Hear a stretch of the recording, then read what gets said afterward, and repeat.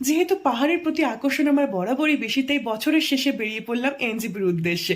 তো এনজেপিতে নেমে আমাদের ফার্স্ট হল্ট করলাম ব্রেকফাস্টের জন্য একটা রেস্টুরেন্টে। ব্রেকফাস্টে ছিল মোমো অ্যান্ড স্যুপ। পাহাড়ে এসেছি, মোমো তো খেতেই হবে। তারপরে তিস্তা নদীর পাশ থেকে আমরা গ্যাংটকের উদ্দেশ্যে রওনা দিলাম।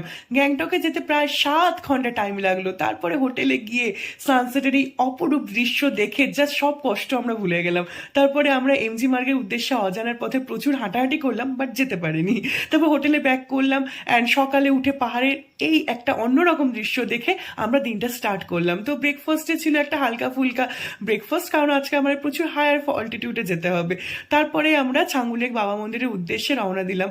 আর ফার্স্ট আমাদের ভিউ পয়েন্ট ছিল Kanchenjunga view point. Kanchenjunga view point থেকে কাঞ্চনজঙ্ঘাকে এত সুন্দরভাবে দেখতে পাবো জাস্ট ভাবতে পারিনি, কারণ ফগি ওয়েদারে কাঞ্চনজঙ্ঘা আমাদের পাত্তাও দেয় না। তারপরে এখানে আমরা প্রচুর ফটোশ্যুট আর রিলস বানিয়ে রাস্তার মধ্যে নাচানাচি করে আবার পরে